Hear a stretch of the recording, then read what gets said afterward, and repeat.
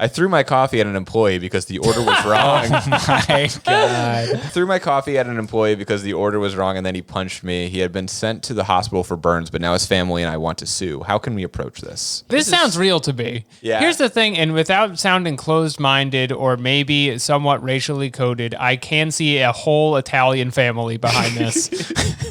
Getting really into suing the McDonald's employee who crossed you. Somewhat racially coded.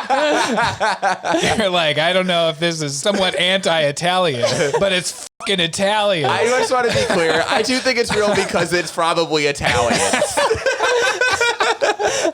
Without sounding like maybe a little ignorant, I could spot these people out of a lineup if you put them in front of me.